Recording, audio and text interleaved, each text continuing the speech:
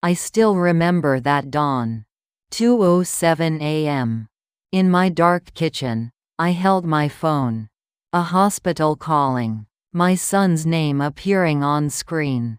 He's critical. Anyone who knew me would have thought I'd lose my composure. Scream. Collapse. But I didn't. Instead, I said, "I understand. I'm coming now." And I picked up my purse. Later, I would realize that moment showed me how far I had already drifted from the life I once knew. Hello. I'm Edith Coldwell, 62 years old. I live in a small studio apartment on the outskirts of Aurora, near Denver. If this story helps someone, I'd appreciate your subscription, like, and notification bell. It helps my voice reach more people. I used to be an ordinary woman. Really ordinary. For 40 years, I worked in a bakery. I'd wake up at 4 a.m., knead dough, mix and fold. I made orange lemon tarts until my hands were bone dry. I married once, then divorced. I raised a son. And a daughter, though that's a complicated story. My son, Alexander, was brilliant. Truly. He graduated from medical school. Became a surgeon. I felt proud watching him. But something shifted. His eyes changed. When he looked at what I made, it wasn't admiration anymore. It was evaluation. Like he was asking, "Is this enough?" A few years ago, my chest began to hurt. Not sharp pain, just heaviness. Doctors said it was stress. So I took pills. Magnesium, aspirin, beta blockers. The bottles lined my bathroom shelf like soldiers. And slowly, I drifted further from the world. Friends stopped calling. My son's visits became awkward. His wife, Laura, was modern. Polished nails. Handbags with new logos every season. My grandson, Rex, was 16 with eyes that seemed to know everyone's weaknesses. Last winter, Alexander called. "Mom, I'm starting a new clinic. Private, with a colleague, drive. Nora Jameson." Nora was in her early 40s. Perfectly made up. When she shook my hand, her grip was cold. Too clinical for a doctor. Her eyes didn't see patients, they counted money. That's when I first felt it. Something was wrong. But I said nothing. That's what mothers do sometimes. We stay silent. Then this dawn came. 2:07 a.m. In the taxi, I pressed my hand to my chest. Was my son really in danger? But another thought came too. Something doesn't fit. When I pushed through the hospital doors, I knew. Something here looked like a stage. The hospital lobby was impossibly clean. I've never seen anything so clean. The floor gleamed like a mirror. Abstract art hung on the walls. Nothing could leave a mark here. It felt like a planned landscape. A set. In front of the ICU, a young nurse held up her palm. "Even if you're his mother, not right now. Doctor's orders. You mentioned heart issues? My son is here. He was brought here. He's stable. We're still processing. 2 hours. Please wait. 2 hours." I repeated that number. Emergency processing usually takes minutes. Why 2 hours? But I didn't question it. I had learned long ago not to ask. That was my oldest habit. Laura appeared about 30 minutes later. She moved like she was walking a runway. Black blazer. Gold earrings. In one hand, a folder with yellow tabs sticking out. "Mom, you must be so shocked." Her voice started in a tone of sympathy. "Alexander said maybe I should talk to you about some things. In case, you know, the house, the accounts." "What accounts?" just in case he can't make decisions right now. It's smart to be prepared. As his wife, I need to know, did you already take care of everything? Or should we handle it? She held out the folder. When I didn't take it, she sighed. A theatrical sigh. Mom, he could be in real danger. When a family is prepared, it helps. We need to know about your assets. The house. The savings. Laura, yes? When did my son become critical? The door opened. Rex, my 16-year-old grandson. He stood beside his mother like he'd been positioned there. Grandma. His smile was cold. You're worried about the house? While Dad's dying? Rex, Laura said, but her correction was weak. A gesture. Nothing more. I looked at my grandson. In his eyes, I didn't see anger. I saw exhaustion. The exhaustion of saying scripted lines. That's when I understood this boy was on stage too. But I didn't know yet if he was an actor or a prop. I don't think I'll be signing anything today. My voice was low, like stepping on sand. 37 minutes passed. I sat in the waiting room. Around me other families. An old woman. A young couple. A man alone. Each absorbed in their own crisis. I was the same, except I was watching the doors.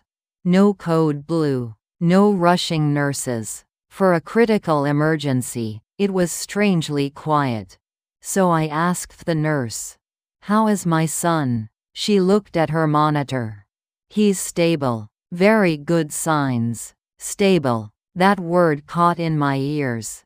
Critical. Then stable. But I didn't argue. I played along again. I pretended I didn't notice.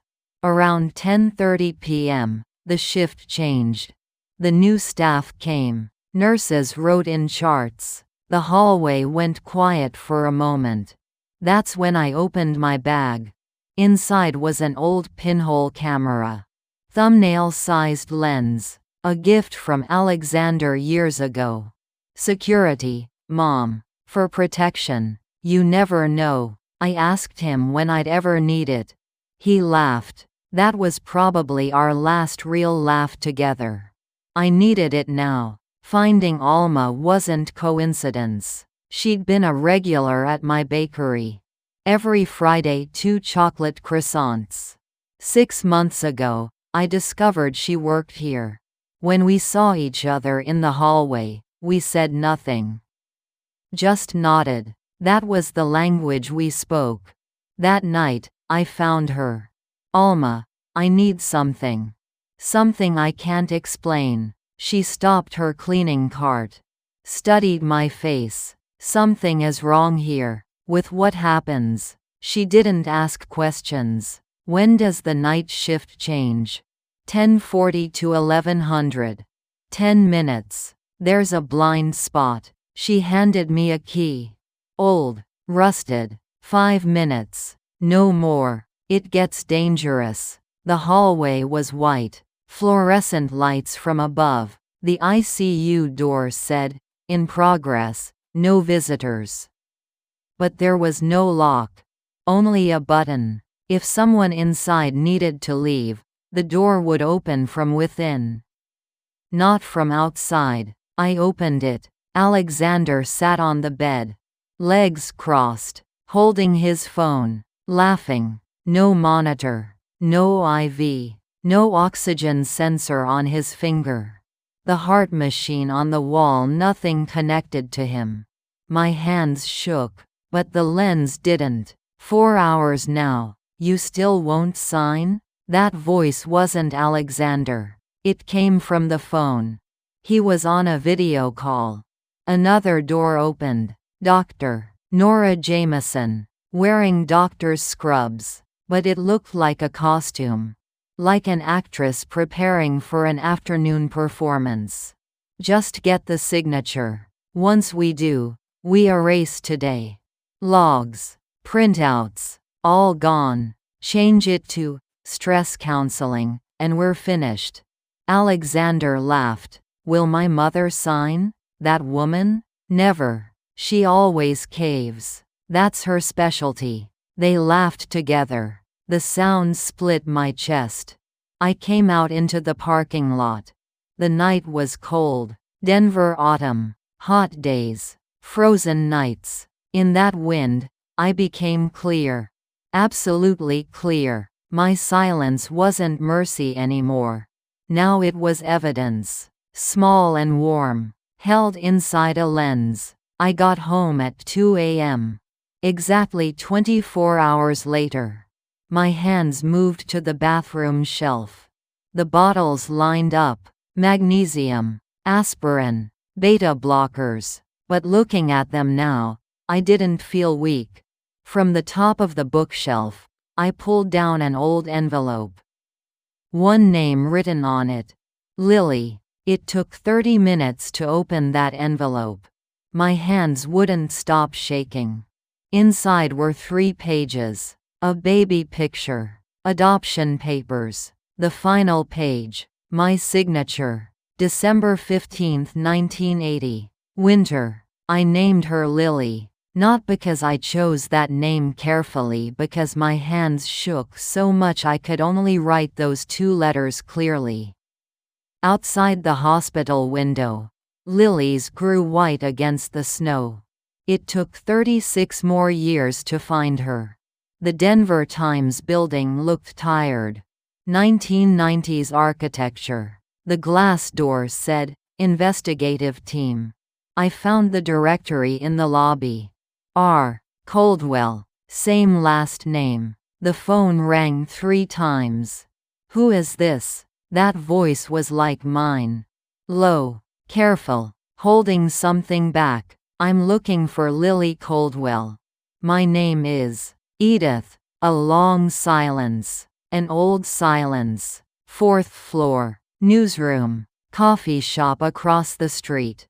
10 minutes. The coffee shop smelled like 1970s nostalgia. We sat by the window. When she walked in, I knew. She was my daughter. 44 years old. Black coat. Gray scarf. Glasses. My mother's cheekbones. My father's eyes. But most of all, she walked like me. Too fast. Too uncertain. Lily. That was all I could manage. She didn't sit. She stood for a long time. Then slowly sat. Why now? Not angry. Worse. Searching. I need help. That's true. But first look at this. I placed a USB on the table. She didn't touch it, like it might be poison. What is it? Something journalists like. Fraud. Fake medical records. The victims are elderly. She picked up the USB. 2 hours later, we were in the Times newsroom. Lily opened the file on her laptop. Her colleague Tom, early 60s, gray beard, cigarette smell, leaned over. The video played. Just get the signature. Once we do, we erase today. Nora's voice filled the room. Tom whistled. What the hell is this? After dangerous procedures, they document them as successful. Even when they failed, they also got power of attorney documents signed. From elderly patients. Tom and Lily exchanged looks. Here's the problem, Lily said. This was recorded without consent. Illegal surveillance. No warrant. Any lawyer worth anything will shred this in court. I filmed it myself. It's evidence of your crime, Tom said. Trespassing. Illegal wiretapping. Medical record access without authorization. The defendant's lawyer will turn this around on you. There has to be something. Official records. Building permits. Something legal. Lily looked at me. Really looked. You broke the law to expose them. Then they'll say you're the criminal. She and Tom exchanged another look. 1 week, Lily said. We need to build a legitimate case. Building permits. Financial records. Things that are public. A week was long. My phone rang. Alexander. Mom, how are you? That hospital visit, don't worry about it. Seems like you might need more tests. We should schedule something else. I'm fine. We got concerned. Apparently you were asking questions. About me. About the clinic. Was I? Silence. I'll call back. Take care of yourself. The next day, a text from Rex. Grandma, do you know what Dad is doing? Something feels wrong. Mom is scared. If you know anything, please tell me. Please. I read that text 5 times. My hands shook. That boy was still a boy. We met again at the coffee shop. Lily was drinking coffee now. Slowly, but continuously. The building permit from 2008 lists that room as ICU. But by code, it should be recovery staging room. No emergency certification. The paperwork itself is But Mom, what do you want from this? That question I didn't expect. What do I want? Revenge? Money? Your son's license removed? I couldn't answer. Her eyes went through me. 36 years of wait. You left me. In a hospital. In winter. You've been alone since. And now you come back and ask for help. And now I'm supposed to depend on you. Are you trying to be my mother now? I went home that night. I stood in front of the bathroom mirror. A 62-year-old woman. White streaks in my hair. Deep lines around my mouth. I read Rex's text again. Please. Revenge was clear, but the truth was complicated. And if I started this, would that boy's life be destroyed too? I held the pill bottle. But I didn't take it. Just held it, like an excuse. Lily's phone call came at 9:37 am.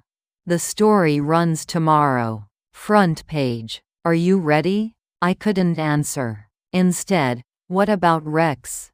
Silence. Your grandson? Yes. He seemed innocent. Lily sighed. Mom, we already started. We can't stop. You know that. The doorbell rang 2 hours later. Alexander, Laura, Rex, all 3. In my small studio. Hello, Mom. Alexander's voice was light, but it was thin ice. Come in. We stood. 4 people in a small room. I didn't sit. Standing felt safer. Laura spoke first. We heard you've been asking questions. About the hospital. Was I? A nurse mentioned you. Repeatedly. Alexander continued. Mom, I'm worried about your health. You seem stressed. I'm fine. Then why were you asking hospital staff about me? About the clinic? Silence. Short and heavy. Laura moved forward. Maybe we need to adjust your medications. Dependent ideation can happen at your age. It's not your fault. Ideation. That word hung in the air. Then fell into my chest. I know what you did. The room's oxygen changed. Alexander laughed. What did we do, Mom? Fake ICU. Fraudulent records. You pressured me to sign. Laura preempted me. Who told you that? And frankly, would you say that in court? That you broke into a hospital? Accessed medical records illegally? Filmed without consent? She was right. Legally, I was the criminal. Alexander stepped forward. Mom, I love you. You know that. But at your age, some confusion is normal. That's why Laura and I thought we should help manage your assets. Your house. Your accounts. Your medical power of attorney. For your protection. We'd be legal guardians. It would be easier for you. Guardians? Because you can't manage alone. And later, things get complicated. It was tender. That made it dangerous. Rex stood silently, tears without sound. Your daughter visited the newspaper, I believe. Laura said it slowly. She watched my face. You told her something? The truth. Laura smiled thinly. Truth. Who decides that? You? That reporter? We performed necessary medical procedures. Proper care. The paperwork was just delayed. That's a lie. Do you have evidence? Alexander asked it as if genuinely curious. My recording won't hold up. You filmed without authorization. My lawyer said so already.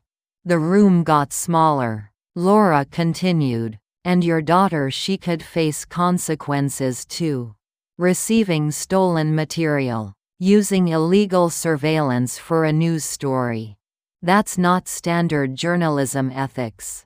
My chest stopped. If that article runs, you'll both face legal problems.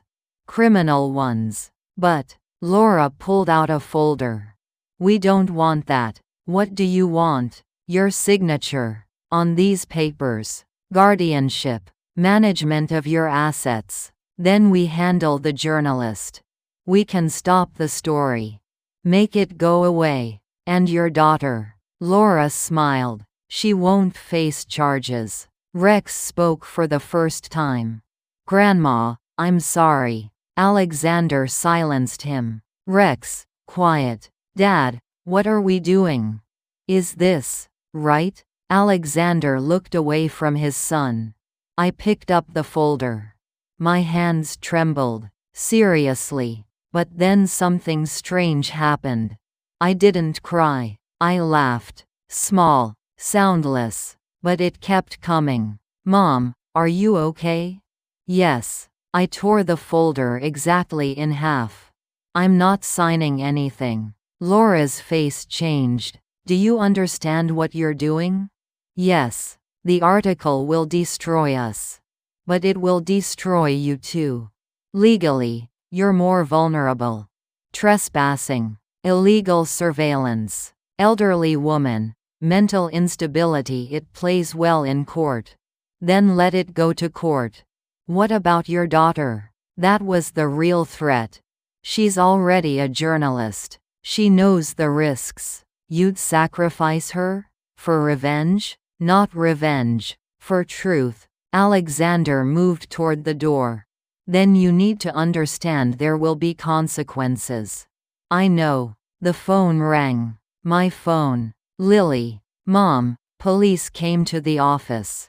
They're saying the evidence you gave us, it was obtained illegally. We could face charges. You could face charges. I know. So what do I do? I stood in my small apartment, my family facing me. My lawyer's advice against me. My own daughter asking if I'd ruin her. You run the story. Mom, it's the right thing. I'll handle my part. Lily's breath on the phone was shaky. After you abandoned me for 36 years. You're choosing this? Choosing the truth over me? No, I'm choosing truth and you. Maybe too late, but I'm choosing. The line went quiet. Alexander reached for the door. Laura followed. Rex stayed. Grandma. Yes, sweetheart, I'm on your side. The door closed. I went to the bathroom.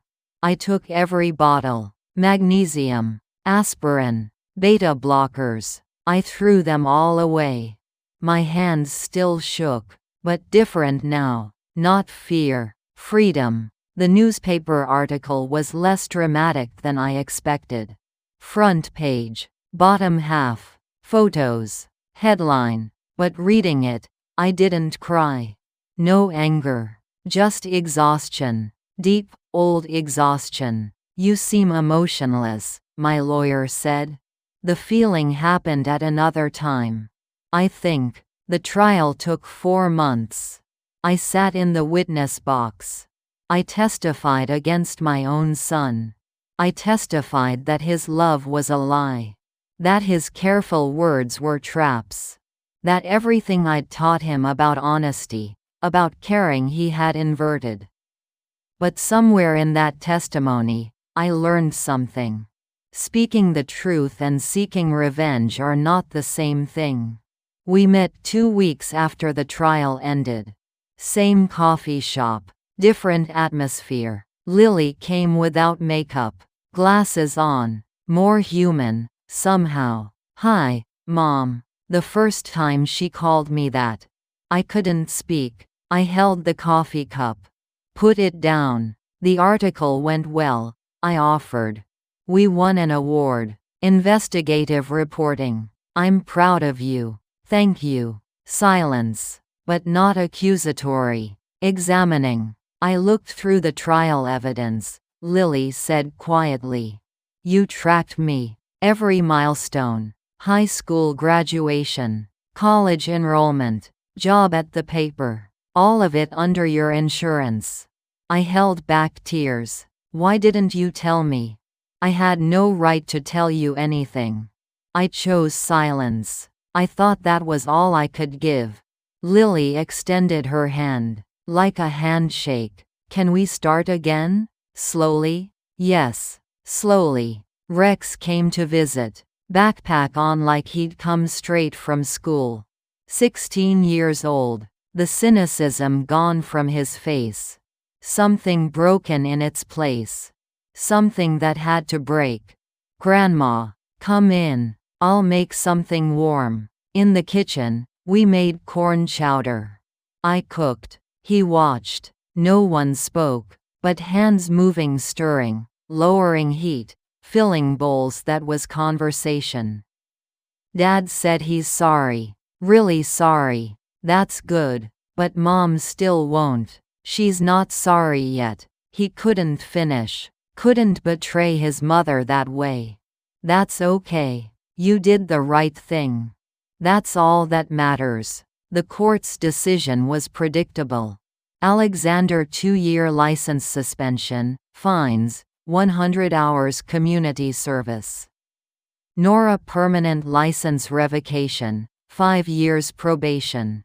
Laura accessory charges, 2 years suspended sentence with probation. Money returned to patients. The law had spoken. But something hollow remained. I decided on mother's meal 3 weeks after trial ended. An old locksmith shop across from Denver General Hospital. The owner remembered me from my bakery days. "Edith, what are you doing?" "Starting over. Different way." "A restaurant?" "Sort of. But no price tags." He understood. He cut the rent in half. The first week was quiet.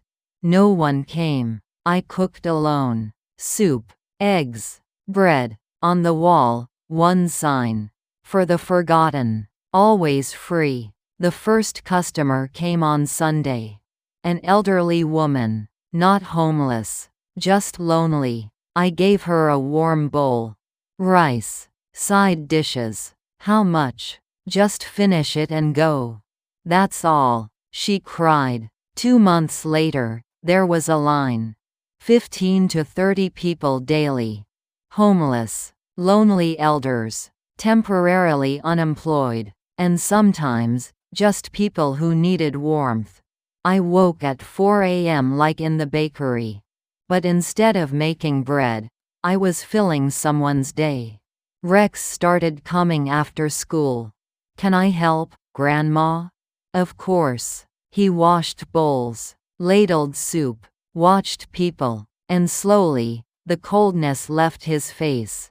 6 months in, around 4 p.m. A man stood at the end of the line. Alexander. His coat was worn, his beard unshaven, his eyes wouldn't meet mine. He moved forward with the line. Then stood before me. I said nothing. I filled a warm bowl. Rice. Soup. One soft egg, gently placed on top. "Thank you." His voice was small, almost impossible to locate. I moved to the next person's bowl. That night, Lily came by.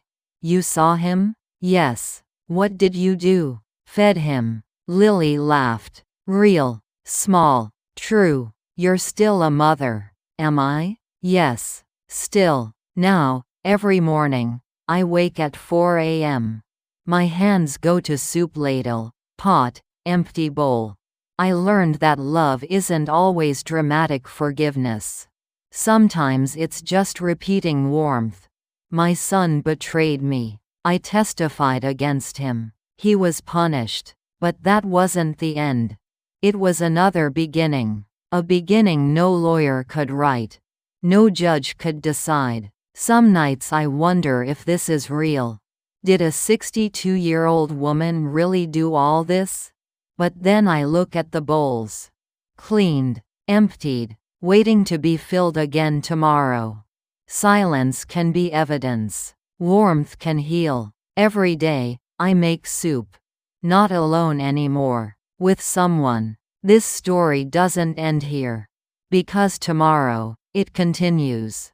Subscribe. Like. Turn on notifications. Maybe my story can warm someone's day the way these meals warm theirs.